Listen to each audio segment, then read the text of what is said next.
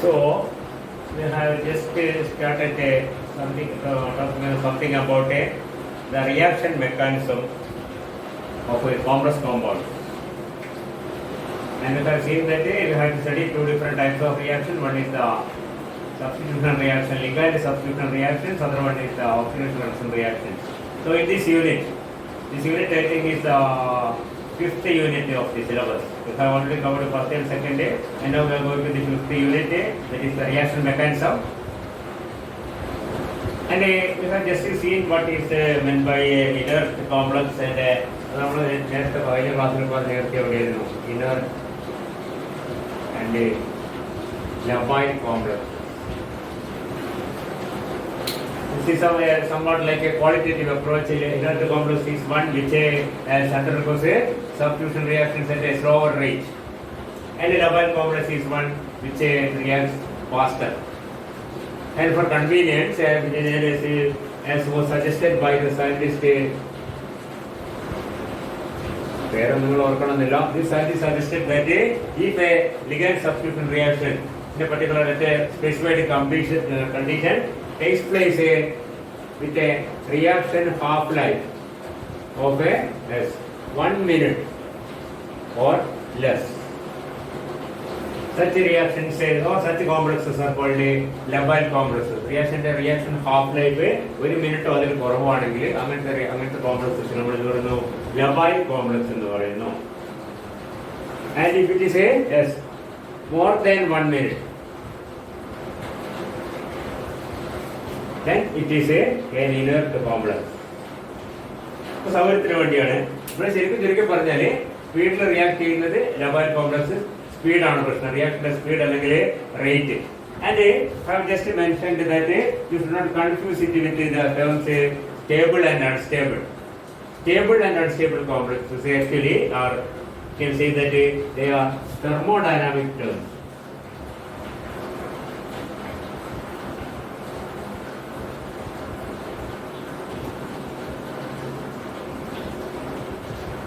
They are thermodynamic terms, and this inert and labile are actually kinetic terms.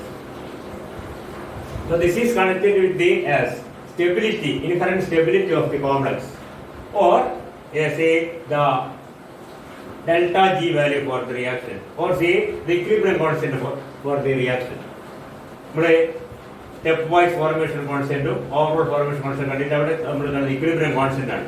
Equilibrium constant വെച്ചിട്ട് equilibrium constant വളരെ കൂടുതലാണെങ്കിൽ we call it a stable complex. For formation of a particular complex, if the equilibrium constant m plus 6L giving ml6, K is equal to say 1.5 into 10 raised to 10 or 10 raised to 12 or 10 raised to 9. It's a very high value. We say this is a thermodynamically stable complex. We say, and if it is very low, something into 10 raised to -5 or 10 raised to -3, നാം പറഞ്ഞാലേ അത് unstable ആണ്. So this is connected with the equilibrium constant, this is connected with the rate constant, the speed with which the reaction takes place. രണ്ടാണ് പറഞ്ഞത് clear ആണല്ലോ. അപ്പോൾ ഈ പറഞ്ഞിട്ട് don't confuse with the thermodynamic stability and kinetic stability. രണ്ടെണ്ണം പറയും, kinetic stability and thermodynamic stability എന്ന് പറഞ്ഞാൽ എന്താണ്, that is connected with the equilibrium constant, and kinetic stability is connected with the rate constant. Okay, rate constant കൂടുതലാണെങ്കിൽ labile complex, rate കുറവാണെങ്കിൽ inert complex. Inert എന്നുള്ള വാക്ക് ശ്രദ്ധിക്കുക. Inert doesn't mean that it is not reacting, it reacts only slowly.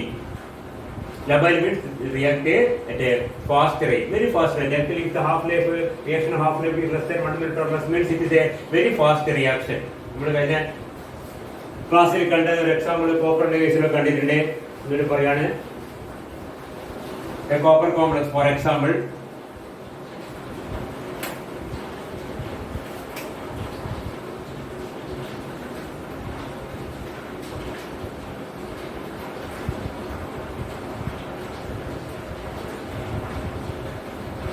ഇവിടെ ഞാൻ വെച്ചിട്ട് 4 times നെയ്തു, ചിലപ്പോൾ വെച്ചിട്ട് 6 times നെയ്തു. Copper complex നമുക്കറിയാം. നമ്മൾ നേരത്തെ ഞാൻ എല്ലാ ഡിസ്റ്റോർഷൻ പഠിച്ചപ്പോൾ കോപ്പർ ടു കോംപ്ലക്സിലാണ് വളരെ കൂടുതലുള്ളത്. അതിൽ 4 ലിഗാൻസ് ഒരു പ്ലെയിനിൽ, 2 ലിഗാൻസിന്റെ ഡിസ്റ്റൻസ് കൂടുതലാണെന്നൊക്കെ പഠിച്ചിട്ടുണ്ട്. ചിലപ്പോൾ ഇങ്ങനെ കാണും, ചിലപ്പോൾ 4 ടൈംസ് എന്ന് കാണും. ഈ 4 ടൈംസിന്റെ സ്ക്വയർ കോംപ്ലക്സിന്റെ സെറ്റ് ആക്സിസ് രണ്ട് ലിഗൻസ് വളരെ ദൂരെയായിട്ട് കാണും. ഡ്യൂ ടു ലാൻഡ് ടെല്ലർ ഡിസ്റ്റോർഷൻ. പഠിച്ച് ഓർമ്മയുണ്ടോ? ഇവിടെ ആവശ്യമൊന്നുമില്ല, എന്നാലും പറയാണ്. അപ്പൊ ഇങ്ങനെ എഴുതി കണ്ടാലും ഫോർ എഴുതി കണ്ടാലും കുഴപ്പമില്ല. അങ്ങനെയാണെങ്കിൽ എന്താ പ്രോഡക്റ്റ് ഉണ്ടാവുക? CuNH3 4 times H2O times 4 of the water molecule are substituted and the product is as this one. And we say this has a pale blue color, this has a very deep blue color. And this color change takes place immediately when ammonia is added to this one. Within no time. Time on the material button ഈ പറഞ്ഞ pale blue complex deep blue ആയിട്ട് മാറുന്നത് കാണാം. അതേപോലെ തന്നെ നമുക്ക് വളരെ പരിചയമുള്ളതാണ്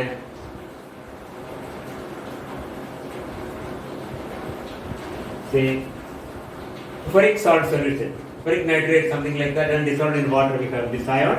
And when we add thiocyanate, it forms first Fe2O 5 times SCl 2 plus. Of course plus water. ഇവിടെ നമുക്ക് കാണാം the instant we add ammonium thiocyanate, yes, this is almost colorless. This is almost colorless, having a very pale violet color ഉണ്ടാവും. Almost colorless ആണ്. അതേ dark blood red കളറായി മാറും. അയണിന്റെ സൊല്യൂഷനിൽ ferric സോൾട്ടിലേക്ക് നമ്മൾ അതിന്റെ ക്വാളിറ്റേറ്റീവ് ടെസ്റ്റ് ചെയ്യുന്നതാണ്. അമ്മോണിയം thiocyanate ഒഴിക്കുമ്പോഴേക്ക് കളർ ഇന്റൻസ് റെഡ് ആയിട്ട് മാറും. ഈ ഇതും ഒഴിക്കുന്ന സ്പോട്ട് കിട്ടും. ഇതിന്റെ അർത്ഥം എന്താണ്? ഇതൊക്കെ റിയാക്ട് ചെയ്യുന്നത് വളരെ വളരെ ഫാസ്റ്റ് ആയിട്ടാണെന്നുള്ളത് മനസ്സിലായില്ലേ? ഇതൊക്കെ എന്ത് കോംപ്ലക്സസ് ആണ്? They are labile complexes which undergoes substitution reactions at a very fast rate. പിന്നെ പ്രധാനപ്പെട്ട വേറെ പോയിന്റ് ഉള്ളത്, ഒരേ കോംപ്ലക്സ് തന്നെ, അതായത് ഒരു കോംപ്ലക്സ് ഒരേ സമയത്ത് തന്നെ അത് സ്റ്റേബിളും ആവാം ലബൈലും ആവാം. A stable complex may be labile or inert. നേരത്തെ പറഞ്ഞു നമ്മൾ an unstable complex also may be labile or inert. അപ്പോൾ ലബൈലിറ്റിയും ഇനർട്ട്നെസ്സും തമ്മിൽ അല്ലെങ്കിൽ ലബൈലിറ്റിയും സ്റ്റെബിലിറ്റിയും തമ്മിൽ ബന്ധം ഉണ്ടാവണമെന്നില്ല, ചിലപ്പോൾ ഉണ്ടാവാം. ഒരു എക്സാമ്പിൾ എടുത്തു കഴിഞ്ഞാൽ if you consider the formation of the complex CnCN6 3 minus by the reaction between aqueous chromium 3 salt and a cyanide ions is converted into CrCN6 3 minus. And if it is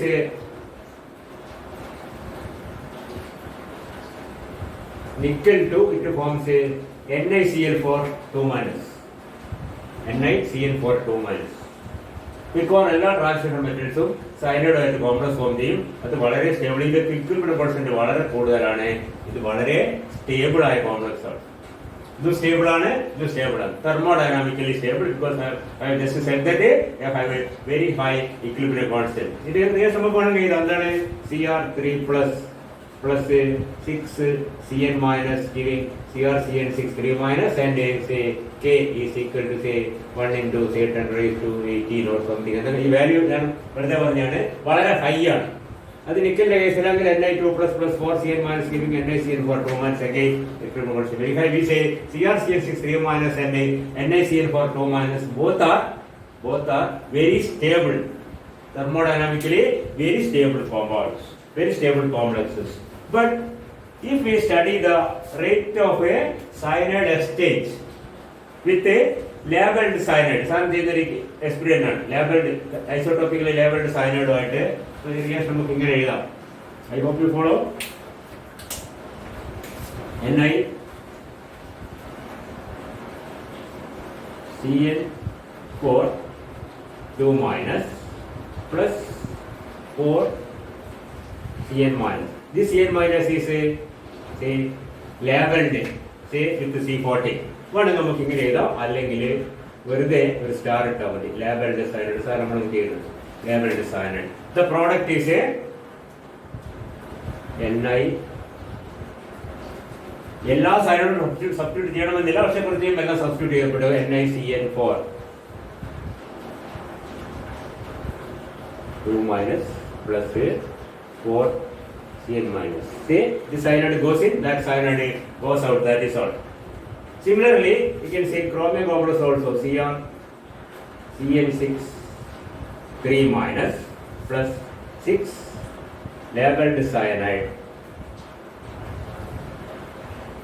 Cr Cl6 3 minus plus 6 unlabeled. The unlabeled cyanide is thrown out and the labeled cyanide takes place. This is called a cyanide exchange reaction. Reaction study is a method. And if you study the rate of this reaction, you can see that this reaction takes place with a reaction half-life of less than 1 minute. ഒരു മിനിറ്റിനേക്കാൾ കുറവാണ്, വളരെ fast ആകുന്നത്. അതേ സമയത്ത് this reaction takes place with a reaction half-life of 24 minute അല്ല, 24 hours അല്ല, 24 days. ഈ reaction half proceed ചെയ്യാൻ ഏകദേശം 24 ദിവസം നോക്കണം. ഇതേ സമയത്ത് ഇത് 1 മിനിറ്റ് കുറവ് വേണം. എന്താണ് അർത്ഥം? Both these complexes are thermodynamically stable, but this is a highly labile complex and this is a highly inert complex. അതൊന്നും കാര്യങ്ങൾക്ക് മനസ്സിലാകുന്നില്ല. അപ്പോഴേ സ്റ്റേബിൾ ആയ കോംപ്ലക്സിന് ചിലപ്പോൾ ലബൈൽ ആവാം, ചിലപ്പോൾ ഇനർട്ട് ആവാം. ക്ലിയർ? അതേപോലെ അൺസ്റ്റേബിൾ കോംപ്ലക്സ് അതേപോലെയാണ്, ചിലപ്പോൾ ലബൈൽ ആവാം, ചിലപ്പോൾ ഇനർട്ട് ആവാം. അപ്പോൾ ലബൈലിറ്റിയും ഇനർട്ട്നെസ്സും കൈനറ്റിക് ആയിട്ടുള്ള ടേംസ് ആണ്. That is related to the rate of the reaction and stability and instability is related to the equilibrium constant delta G for the reaction. For example, you can say that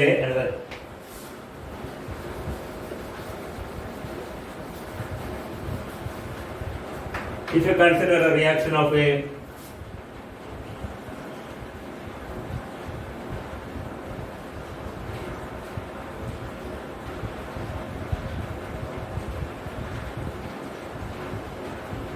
in aqueous acidic medium, this reaction H3O plus H2O plus H3O plus giving Cr CO H2O 6 times 3 plus 6 ammonium ions. For this reaction, we can see this again a substitution of ammonium molecules by water molecules in acid medium. In slightly acid medium, you can say for this reaction delta G is a negative. That means it is a unstable complex. With regard to the substitution with the water, it is unstable. It easily undergoes a reaction with water and the ammonia molecules gets replaced by water molecules. But you can see that the reaction half-life of this is extremely large. If at all you keep this ion, hexamine chromium 3 ion is kept in slightly acidic aqueous medium, it can remain unreacted. ഒരു reaction നടക്കില്ല for a very long time. ഒരുപാട് ദിവസം വെച്ചാൽ പോലും trace പോലും ammonia substitute ചെയ്യപ്പെടുന്നില്ല. പക്ഷെ എന്താണ്, തെർമോഡൈനാമിക്കലി ഫേവറബിൾ ആണ് this reaction, but kinetically yes the rate is very very very small, very low റേറ്റിലാണ് റിയാക്ട് ചെയ്യുന്നത്. മെഷറബിൾ റേറ്റ് പോലെയല്ല, വളരെ സ്ലോ ആയിട്ട് മാത്രമേ ഇത് റിയാക്ട് ചെയ്യുള്ളൂ. അപ്പൊ എന്താണ്, ഇത് തെർമോഡൈനാമിക്കലി അൺസ്റ്റേബിൾ ആണ്, കൈനറ്റിക്കലി ഇനർട്ട് ആണ്. ഇനർട്ട് കോംപ്ലക്സ്, അതേസമയം അതെന്താണ്, അൺസ്റ്റേബിൾ ആണ്. പറഞ്ഞ കാര്യം മനസ്സിലായല്ലോ. ഞാൻ ഒരു എക്സാമ്പിൾ പറഞ്ഞതേ ഉള്ളൂ. You can say that as a complex may be inert or labile and it has nothing to do with as the inherent stability or instability of the complex. അതിന്റെ സ്റ്റെബിലിറ്റി ഇൻസ്റ്റെബിലിറ്റി ആയിട്ട് വലിയ ബന്ധമൊന്നുമില്ല. Reaction റേറ്റിനെ കാണിക്കുന്നത് മറ്റേ equilibrium constant ആണ്. ഒരു കാര്യം ശ്രദ്ധിക്കുക, നമ്മളൊരു തെർമോ ഇക്വേഷൻ എഴുതിയിട്ട്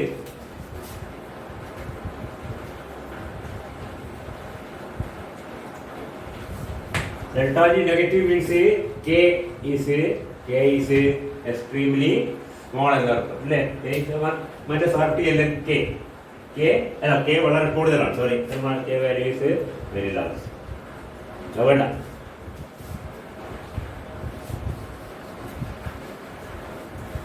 അപ്പോൾ എന്താണ് രണ്ടും തമ്മിലുള്ള ബന്ധം എന്ന് മനസ്സിലായാലും കൃത്യമായിട്ട് you can see that the equilibrium constant എന്ന് പറയുന്നത് ഇക്വിലിബ്രിയത്തിൽ എത്തിയാൽ once it reaches equilibrium the concentration of the product will be very large and that of the reactant is very small. That's why equilibrium constant is very large. മനസ്സിലായില്ലേ? ഇവിടെ equilibrium constant എന്താണ്, reaction എത്തിക്കഴിഞ്ഞാൽ അതായത് K equilibrium constant, മറ്റേത് rate constant നമ്മൾ സാധാരണ small K എന്നായിരുന്നു. this K is very large. That's delta G is negative. Delta G is equal to minus RT ln K. നമുക്കറിയാം. So the larger the value of K, more negative is delta G. ഇതെന്താ കാണിക്കുന്നത്? If this reaction reaches equilibrium, if it reaches equilibrium, yes, at equilibrium, the concentration of this species is very large, that of this one is very small. But it does not say anything about the time taken to reach the equilibrium. That is considered the rate. ഇപ്പോൾ എത്താനുള്ള സമയം എത്രയാണെന്നൊന്നും പറയില്ല. എത്തിക്കഴിഞ്ഞാൽ ചിലപ്പോൾ എടുക്കുന്ന 1/2 minute ഉണ്ടായിരിക്കും, ചിലപ്പോൾ 1 minute, അതായത് 24 ദിവസം കൊണ്ടായിരിക്കും, ചിലപ്പോൾ 1 കൊല്ലം കൊണ്ടായിരിക്കും, ചിലപ്പോൾ 10 കൊല്ലം കൊണ്ടായിരിക്കും, പറയാൻ പറ്റില്ല. The time taken, that's important. If the time taken is very small, we say it is Raman. But if the equilibrium is reached, the product concentration is very high, this is very low, means yes, it has a very high K value, very negative delta G value, and we say yes, stable complex. It is stable. Product is more stable. That means it is a unstable. മനസ്സിലായില്ലേ? പക്ഷേ എന്താണ് ഈ reaction നടക്കാൻ വേണ്ട സമയം, time taken for the reaction to complete ഇല്ല, reach at equilibrium, that is very large. But if it reaches equilibrium, we can say yes, the concentration of the product will be very large. നമ്മൾ വളരെ simple example നമുക്ക് എല്ലാവർക്കും അറിയുന്നതാണ് ഈ reaction. H2 plus half O2 giving H2O. It has a very high K value. K value means a rate constant അല്ല, മറ്റേ K value is large because that is a equilibrium constant. വളരെ കൂടുതലാണ്. പക്ഷെ നമുക്കറിയാം ഹൈഡ്രജൻ ഓക്സിജൻ കൂടി, 2 ഹൈഡ്രജന് ഒരു oxygen, ഒരു oxygen 2 ഹൈഡ്രജന് ഒരു ഓക്സിജൻ വെച്ച് ഒരു പാത്രത്തിൽ നമ്മൾ അടച്ചു വെച്ച് കഴിഞ്ഞാൽ അവിടെ ഒന്നും സംഭവിക്കില്ല. ഒരു ഡ്രോപ്പ് വാട്ടർ ഉണ്ടാകും, നമുക്ക് കാണാനേ പറ്റില്ല. എത്ര കാലം വെച്ചാൽ അവിടെ തന്നെ നിൽക്കും. But if you say A spark, electric spark between 2 electrodes in that vessel, immediately this will react explosively, and after the reaction we can see that the whole of hydrogen and oxygen is converted into water, and you cannot even see trace of free hydrogen or oxygen. Complete reactive. Equilibrium എത്തുമ്പോൾ എത്താൻ വേണ്ട സമയം നമ്മൾ spark കൊടുത്തില്ലെങ്കിൽ normal കണ്ടീഷനിൽ അത് അവിടെ തന്നെ കിടക്കും എത്ര കാലമായാലും. മനസ്സിലായില്ലേ? അതിന്റെ റേറ്റ് വളരെ കുറവാണ്, ഇക്വിലിബ്രിയം കോൺസ്റ്റന്റ് വളരെ കൂടുതലാണ്. അതാണ് വ്യത്യാസം. ചിലപ്പോൾ ചോദിക്കാം distinction between thermodynamic stability and kinetic stability of the compound. ഇതിനെ മനസ്സിലായാലും കൈനറ്റിക് സ്റ്റെബിലിറ്റി എന്ന് പറഞ്ഞാൽ റിയാക്ഷൻ നടക്കാൻ, സബ്സ്റ്റിറ്റ്യൂഷൻ നടക്കാനുള്ള റേറ്റിന്റെ ബന്ധപ്പെട്ടിരിക്കും. കൈനറ്റിക് അത് റേറ്റ് വളരെ ഫാസ്റ്റ് ആണ്. ഫാസ്റ്റ് റേറ്റിൽ ലബൈൽ കോംപ്ലക്സ്. റേറ്റ് വളരെ സ്ലോ ആണെങ്കിലോ, റേറ്റിൽ നടക്കുന്നില്ലെങ്കിലോ, നടക്കാത്ത കേസ് വളരെ കൂടുതൽ നടന്നില്ലെങ്കിലോ, that's a inert complex. And stable or unstable is nothing to do with this inertness or lability. That is connected with the equilibrium constant for the formation of the complex. If it is very large, we say yes, it is a stable complex. If it is small, we say it is a unstable complex. Okay? Or difference is not there also.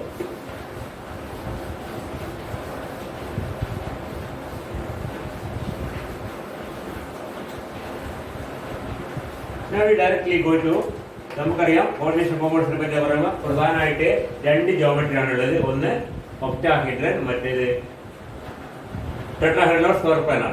അല്ലെങ്കിൽ 6 coordinate 4 coordinate complexes വളരെ common ആയിട്ടുള്ള. അതിൽ നമ്മൾ ആദ്യം എടുക്കുന്നത് substitution reactions in octahedral complexes. Most important geometry is octahedral, and we are going to the substitution reactions in octahedral complexes and the corresponding mechanism. And you can say that if you look into an octahedral complex, it is seen that there are 2 distinctly different mechanisms by which a complex can undergo substitution reactions. And for convenience, we consider complexes like this ML5X.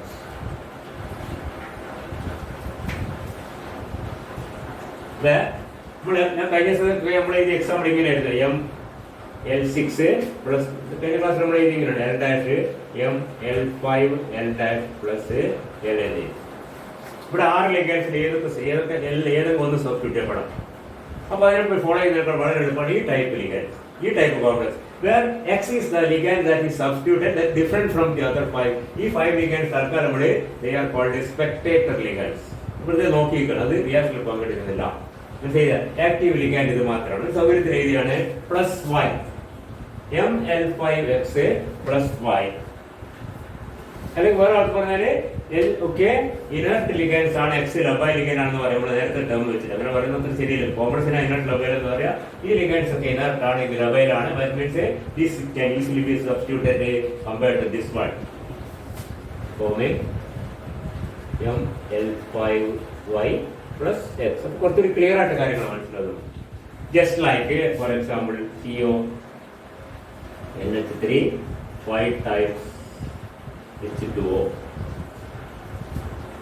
3 plus Cl minus. Under suitable condition, it is converted into CO NH3 Y types Cl 2 plus H2O. See, they were the numbers. ML5X plus Y giving ML5Y plus X. This is a typical substitution reaction that is represented for a octahedral complex. ഈ reaction proceed ചെയ്യാൻ രണ്ട് വ്യത്യസ്ത mechanisms നമുക്ക് propose ചെയ്യാൻ പറ്റും ഉണ്ട്. എന്തൊക്കെയാണ്? ഒന്ന് ML5X first undergoes a slow reversible dissociation forming ML5 plus X. ഇവിടെ നമ്മൾ ചാർജിന് ആരും കാണിക്കില്ല, ചാർജിന് വലിയ ഇമ്പോർട്ടൻസ് ഒന്നുമില്ല, കാണിക്കുന്നില്ല. And ML5 react immediately with Y at a fast rate forming ML5. ഇതൊരു മെക്കാനിസം. അല്ലെങ്കിലോ വേറൊരു മെക്കാനിസം എന്താണ്? ഇതൊക്കെ ML5X plus Y undergoing a slow reversible reaction in which ML5XY. Then ML5XY undergoes a fast dissociation forming ML5Y plus X. See, ഇത് രണ്ട് വ്യത്യസ്തമായ രണ്ട് mechanism നമ്മൾ നോക്കിയാൽ മനസ്സിലാവും. ഒന്നാമത്തേത് എന്താണ്?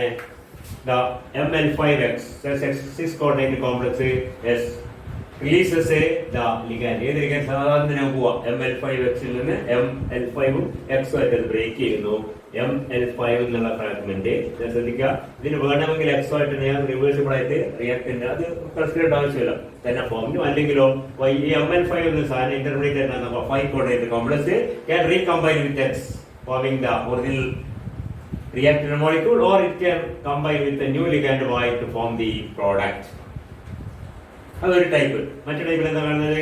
ML5X 6 coordinate complex combined with Y forming a 7 coordinate intermediate complex. 7 coordinate ആണ്.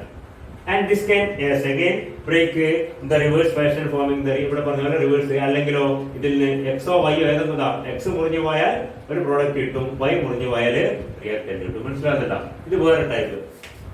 And you can see that പഠിച്ചിട്ടുണ്ട്. The rate of a overall rate of a multi-step reaction is dependent only on the slowest step. ഈ slowest step ആണ് rate determinant step എന്ന് പറയുന്നത്. അതിൽ പങ്കെടുക്കുന്ന മോളിക്യൂൾസിന്റെ സ്പീഷീസിന്റെ എണ്ണം ഇവിടെ 1 ആണ്. So it is a substitution reaction and it is a nucleophilic substitution because all ligands are nucleophiles. നമ്മൾ നേരത്തെ പറഞ്ഞതാണ് ന്യൂക്ലിയോഫിലിക് സബ്സ്റ്റിറ്റ്യൂഷൻ. എല്ലാ ലിഗാൻഡ് സബ്സ്റ്റിറ്റ്യൂഷൻ എന്താണ്? ന്യൂക്ലിയോഫിലിക് സബ്സ്റ്റിറ്റ്യൂഷൻ ആണ്. because ligands are nucleophiles. Electron donors ആണ്, nucleophiles ആണ്. So it is a nucleophilic substitution reaction of molecularity 1. So it is a SN1 reaction, just as we have seen in the organic chemistry. Tertiary butyl chloride reacting with OH minus tertiary butyl chloride first undergo dissociation forming tertiary butyl carbocation and chloride ion, and the carbocation combined with OH minus forming tertiary butanol. ഇതില്ലേ അതെന്താണ്? SN1 reaction ആണ്. First step slow step ആണ്, അതാണ് rate determinant step. അതിലൊരു molecule പങ്കെടുക്കുള്ളൂ. അതേപോലെ തന്നെ ഇവിടെ very similar. We can say thing breaks away and then it combines at a very fast rate forming the product. This is a SN1 and it's a this one we can say that yes, this is a slow step and two species or two molecules ion and the two species are taking place. So it is a yes, again a substitution reaction and it is nucleophilic and it is a bimolecular. So this is a SN1 unimolecular nucleophilic substitution reaction and this is a SN2 bimolecular nucleophilic substitution reaction. Clear? ഈ രണ്ട് ടേമുകൾ നമ്മൾ ഉപയോഗിക്കുന്നുണ്ടെങ്കിലും നമ്മൾ coordination compound കേസിൽ പുതിയ രണ്ട് ടേമുകളാണ് ഉപയോഗിക്കുന്നത്. ഇത് ഉപയോഗിച്ചുകൂടാന്നില്ല, അല്ലാത്ത രണ്ട് നല്ല പുറത്തുപടി നമ്മൾ ഓർഗാനിക് കെമിസ്ട്രി കൂടുതൽ ഉപയോഗിക്കുന്നത് നമ്മൾ ഇൻഓർഗാനിക് കെമിസ്ട്രി വേറെ ടേം വരുന്നത് വെച്ചിട്ടായിരിക്കും ഇവിടെ.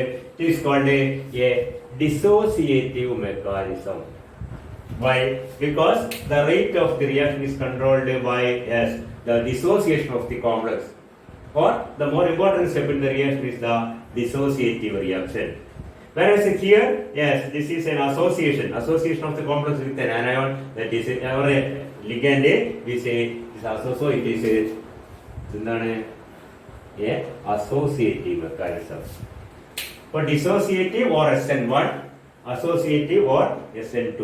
The രണ്ട് extreme possible mechanism ആണ് in the case of a 6 coordinate compounds or 6 coordinate complexes or octagonal complexes may undergo substitution reaction by the SN1 or dissociative mechanism or the SN2 or the associative mechanism. Clear ആയിട്ട് മനസ്സിലാക്കുക എന്താണ്? Because the rate determining step involves a dissociation of the complex. It involves only one species, that is SN1. It involves a dissociation of the complex, that is why it is a dissociative mechanism. ഇത് രണ്ടും അങ്ങോട്ടും ഉപയോഗിക്കുന്ന terms ആണ്. കാരണം ഇതിലൊക്കെ കാണാം SN1 എന്ന് പറയും, പക്ഷെ കൂടുതൽ ഉപയോഗിക്കുന്നത് ഡിസോസിയേറ്റീവ് ആൻഡ് അസോസിയേറ്റീവ് മെക്കാനിസം ആണ്. ഒന്ന് ക്ലിയർ ആയോ? അതല്ല, ആദ്യം തന്നെ ഈ പറഞ്ഞ incoming ligand, this is the you can see നമ്മൾ ഓർഗാനിക് കെമിസ്ട്രി അനുസരിച്ച് this is the Y is the entering group, X is the leaving group. X is leaving, Y entering group. So leaving ligand, entering ligand എന്ന് പറയാം. The entering ligand also combined with the complex forming a 7 coordinate complex. Then yes, the leaving group breaks away in the second step. That's very fast. So this is important step. We can say this involves two molecules SN2. This involves association between. That's why it is an associative mechanism. So associative SN2 or dissociative or SN1. ഇത് രണ്ട് extreme mechanism ആണെങ്കിലും പല കേസിലും കൂടുതൽ ഡീറ്റെയിൽസിൽ പഠിക്കുന്നുണ്ട്. പല കേസിലും കാണുന്നത് എന്താണ്? ഇത് രണ്ടും ഏകദേശം എന്താണ് നമ്മൾ ഓർഗാനിക് കെമിസ്ട്രി കണ്ട പോലെ തന്നെ M ഉണ്ട്, L5 ഉണ്ട്, X ഉണ്ട്, Y ഉണ്ട്. ഇത് ഒരു അസോസിയേറ്റീവ് മെക്കാനിസം ഉണ്ടാകുന്നുണ്ട്. ഡിസോസിയേറ്റീവിലാണല്ലോ ML5, അതിനുശേഷം Y എന്നോട് ചേരുകയാണ്. സാധാരണ നമുക്ക് സംഭവിക്കുന്നത് ML5X ൽ നിന്ന് X പതുക്കെ എന്റെ ബോണ്ട് എക്സിന്റെ എമ്മും എക്സും തമ്മിലുള്ള bond slowly gets weakened, and at the same time the bond between M and Y start forming. ഇത് രണ്ട് കൃത്യമായിട്ട് ഒരാൾ മുറിഞ്ഞു പോയ ശേഷം മറ്റയാൾ വരുന്നതല്ല, ഒരാൾ വന്നു ചേർന്ന ശേഷം മറ്റയാൾ മുറിഞ്ഞു പോകുന്നതല്ല. രണ്ടും കൂടി ഏകദേശം ഒരു എന്താണ് നമ്മൾ കൺസൾട്ടന്റ് മെക്കാനിസം ഒക്കെ പറയുന്നത് ഒരേ സമയത്താണ് ഏകദേശം. മനസ്സിലായില്ലേ? അപ്പൊ first thing is the bond between M and X slowly weakens or lengthens. Weak bond length കൂടും. At the same time a weak bond is formed between M and Y. And as time goes, കുറച്ചേ ഉണ്ടാവും reaction rate നമുക്ക് അനുസരിച്ച് as time goes by the bond between M and X becomes more and more weak, and the bond between M and Y becomes more and more strong, and a final stage is reached when the bond between M and X is completely broken. At the same time, the bond between M and Y is completely formed. And such a mechanism is sometimes known as the intimate mechanism or intimate mechanism or the I mechanism. A ക്കും B ക്കും അടുത്തുള്ള ഒരു mechanism. Purely A അല്ല, purely D അല്ല. മനസ്സിലായില്ലേ? You can say there is a transition from ML5X to ML5Y. ML5X സ്ഥലത്ത് നിൽക്കുന്നു, അതിനുശേഷം പതുക്കെ MX നമ്മളുടെ ബോണ്ട് വീക്കായി വരുന്നു, Y പതുക്കെ അറ്റാക്ക് ചെയ്യുന്നു. Y അറ്റാക്ക് ചെയ്യുമ്പോഴാണ് MX നമ്മുടെ ബോണ്ട് വീക്ക്. Yനെ കണ്ടില്ലെങ്കിൽ കുഴപ്പമില്ല, Yനെ കാണുമ്പോൾ എന്താണ് ഇയാളോട് കൂടുതൽ ഇഷ്ടം തോന്നുന്നു, മറ്റുള്ളവരുടെ ബോണ്ട് പതുക്കെ വീക്കാവും, ഇപ്പുറത്ത് പതുക്കെ സ്ട്രോങ് ആയി വരും. അത് കുറച്ച് കഴിയുമ്പോൾ വീക്കായി അത് ഡൈവേഴ്സ് ആയി പോകും. അപ്പോഴത്തേക്ക് ഇവിടെ എന്തായി, ഇവിടെ റെഡി ആയി കഴിയും. മനസ്സിലാതുപോലെ തന്നെ that is an intimate mechanism, and we can say that if this intimate mechanism is predominantly dissociative. രണ്ടു വിധത്തിലാവും എന്ന് പറഞ്ഞാല് ആ ഡി മുറിഞ്ഞു പോയിട്ട് ഏകദേശം തീരാറാകുമ്പോഴാണ് ഇത് Y ആയിട്ട് ബോണ്ട് ഫോം ചെയ്തെങ്കിൽ that is predominantly dissociative. അതല്ല Y ആയിട്ട് ബോണ്ട് ഫോർമേഷന് ശേഷം കുറച്ച് കഴിഞ്ഞിട്ടാണ് X ആയിട്ടുള്ള ബോണ്ട് ബ്രേക്ക് ചെയ്യുന്നതെങ്കിൽ അത് predominantly associative ആണ്. And if it is predominantly associative, it is represented as IA, and if it is predominantly dissociative, it is represented as a ID. അപ്പോൾ നമ്മൾ പലപ്പോഴും D എന്ന് പറയുന്ന മെക്കാനിസം ആക്ച്വലി അത് ID ആയിരിക്കും. എന്ന് പറഞ്ഞാൽ എന്താണ്? This intimate mechanism and a bond between M and X start breaking, start weakening, and when the bond has weakened to a certain extent, slowly the bond with a Y start forming. That's intimate mechanism, but it is predominantly dissociative. അതല്ല എന്താണ് തിരിച്ചിട്ടാണെങ്കിൽ as soon as it sees Y, it start a bond with Y, and as the bond with Y goes on being more and more stronger, the bond with X becomes weak. അപ്പോൾ ആദ്യം Y ആയിട്ട് bond form ചെയ്ത് കുറച്ചെങ്കിലും form ചെയ്ത ശേഷമാണ് X week ആവുന്നത്. ആദ്യം associate ആണ് പ്രിഡോമിനന്റ്ലി മറ്റേ mechanism called intimate mechanism associate IA mechanism, അതോടെ ഇസ് കോൾഡ് ID മെക്കാനിസം. യഥാർത്ഥത്തിൽ മിക്കവാറും എല്ലാ മെക്കാനിസം എന്താണ് സബ്സ്റ്റിറ്റ്യൂഷൻ റിയാക്ഷൻസിലൊക്കെ IAO IDO ആയിരിക്കും.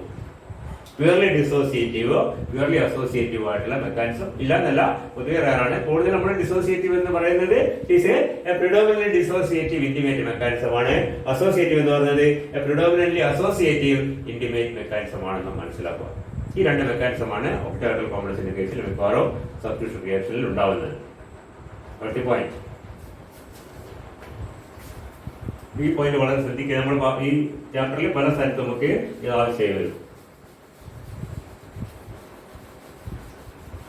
അതിനോട് ഒരു വാക്കും കൂടി പറഞ്ഞിട്ട്, ഇതിന്റെ റേറ്റ് ഇക്വേഷൻ എന്ന് പറഞ്ഞാൽ എന്തായിരിക്കും? ഡിസോസിയേറ്റീവ് മെക്കാനിസം ആണെങ്കിൽ rate is equal to rate constant into molar concentration of ML5X ആയിരിക്കും അല്ലേ? മറ്റേ നമ്മൾ ഇപ്പം വായിച്ചു എന്താണ്? അതാണെങ്കിലോ rate is equal to rate constant into ML5X into concentration of Y എന്നായിരിക്കും. കാരണം എന്താണ്? അതിൽ റേറ്റ് സ്റ്റെപ്പിൽ ഇതും പങ്കെടുക്കുന്നുണ്ട്. മറ്റേ കേസിൽ ഈ കേസിൽ മറ്റേ വായിച്ചതാണ്. ഈ കേസിൽ ML5X മറ്റേ ഫാസ്റ്റ് റേറ്റ് ആണ്. അപ്പോൾ ഇത് റേറ്റ് ഇക്വേഷൻ ശ്രദ്ധിക്കുക. First case it is in the dissociative mechanism, rate equation is A into concentration of the reacting species.